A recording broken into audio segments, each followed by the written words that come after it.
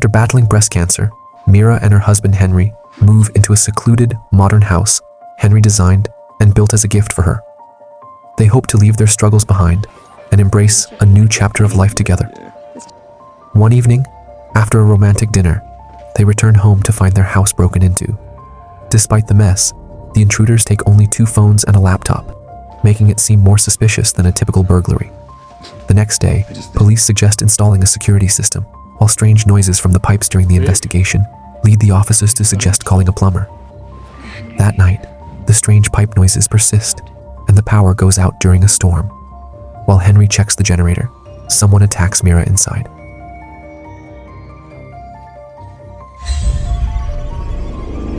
Henry rushes back in and rescues her.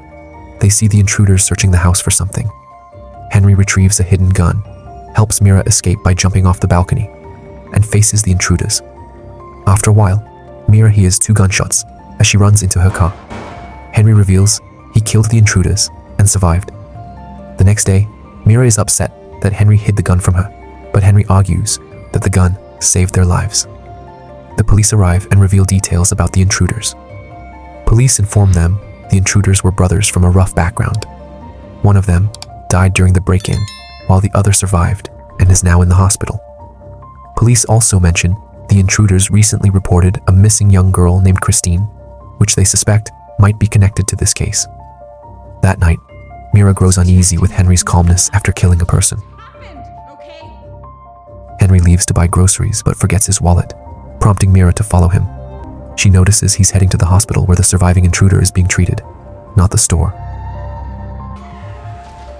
A car accident prevents her from continuing, and when she gets home and asks him why he went the wrong way, Henry claims he got lost, but Meera grows increasingly suspicious. I was just trying to catch up to you and you... The next day, the sheriff informs Meera the surviving intruder died suddenly in the hospital last night.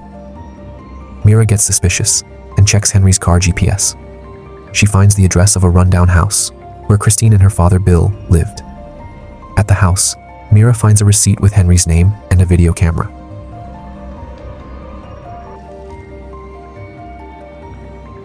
She then goes back home, and while searching Henry's office, she finds photos of the intruders and Christine from when the house was under construction. When he confronts her husband, Henry admits he hired unregistered workers, including Bill, to save some money. However, Bill later blackmailed him and threatened to report him for tax evasion. Construction costs. Henry claims innocence, and Meera temporarily believes him. In that envelope, which is what I was... However, when Meera watches the footage from the camera she found earlier, she sees that Bill confesses that he suspects Henry of kidnapping Christine. He explains that Henry had been acting strangely around her, and during the break-in, his dog had picked up Christine's scent inside Henry's house and began barking wildly.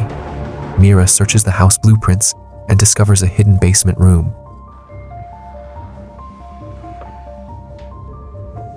When she gets downstairs through the hidden door, she finds Christine tied to a pipe, explaining the strange noises all along.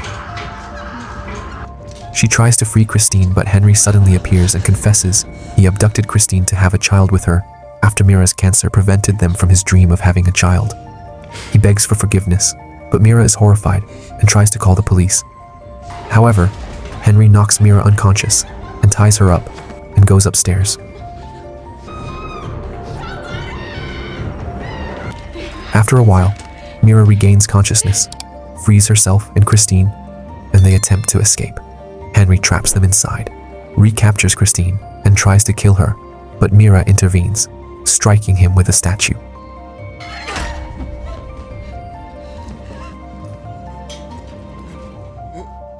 With Henry dead, Meera frees Christine and decides to leave her dark past behind.